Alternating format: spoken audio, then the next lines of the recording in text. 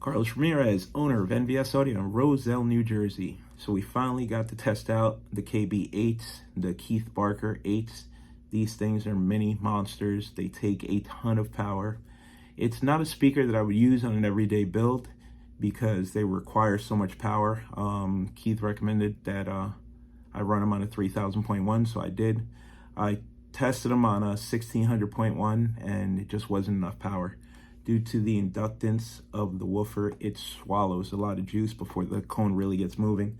So 3000.1 on a good tune, and I would definitely recommend a ported bag, but we tried them on a sealed bag. One thing we had to do that we normally don't do, we normally don't brace 8s. We had to run 2 braces in each bag because these things get violent. I prefer, on this amount of power, I prefer a 10-inch, but this is for that niche client that doesn't want to lose all the room in their bags. Doing the 8s in the back of the bag saves you 2/3 of your bag space. So I get it. We've done 8s on a 3000 a couple of times before, and there aren't too many 8-inch woofers on the market that can take the power. Excuse me. But these did. So these are the KB mid-bass 8-inch. Check out the video.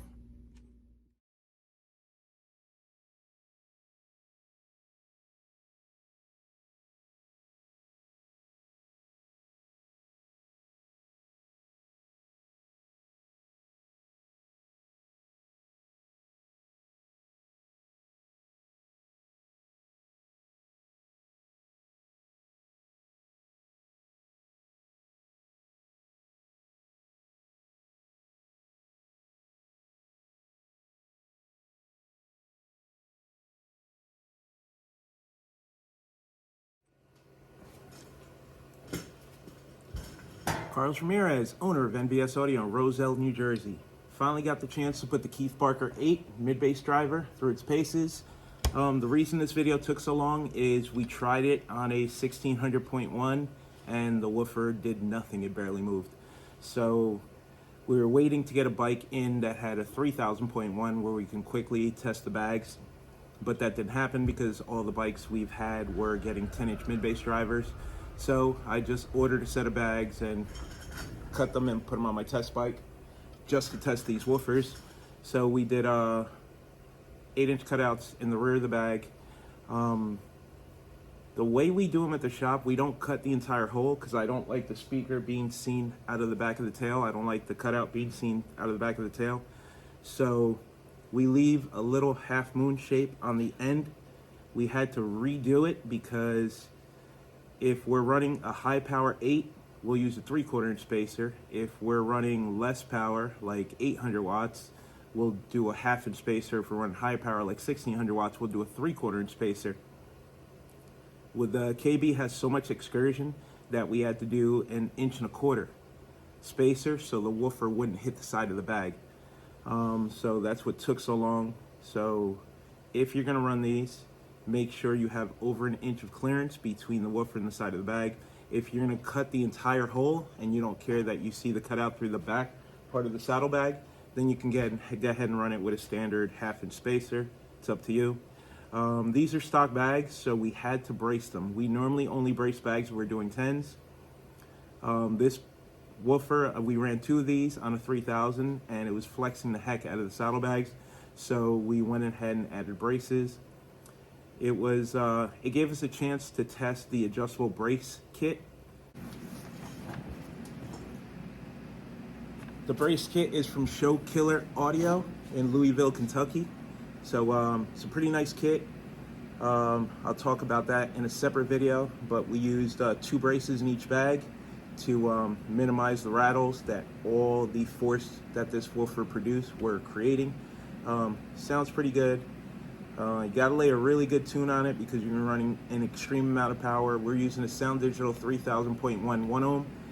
These woofers are dual 4 ohm coils, so all 4 coils in parallel, you have a 1 ohm load, so 3000.1 1 ohm. So each woofer is getting about 750, each coil of the woofer is getting about 750 watts, so 1500 watts per woofer. That's really, really, really extreme for an 8, but they took it no problem. Check out the video. Also, for Like, we like tens and bags, so I'm trying to figure out who the target clientele for this woofer is. It would be somebody that wants more bass than a regular 8-inch woofer can produce. Some, because the most we'll put on an 8-inch pair of woofers is 1600.1. So with these woofers, you can do double that. You can do a 3000.1. But you gotta brace the bag, which if you're running 8s, you're trying to save bag space. So maybe you can get away with one brace towards the back. We had to put 2 braces, one in the front, one in the back. Or somebody that just wants more cone area, so they would do 2 8s in each bag, and then you lose all your bag space. I guess you can put a shelf and put some storage on top, but you guys get creative out there. It might work for you, but these things are little monsters. Check them out.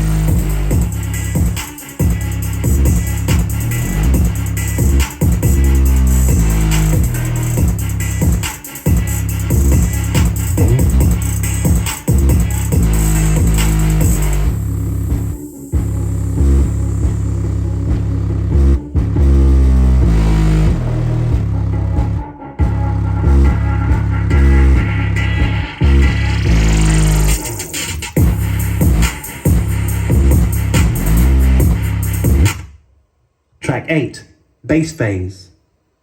The beats in this track are phase shifted and processed with Newtown's holographic 3D sound.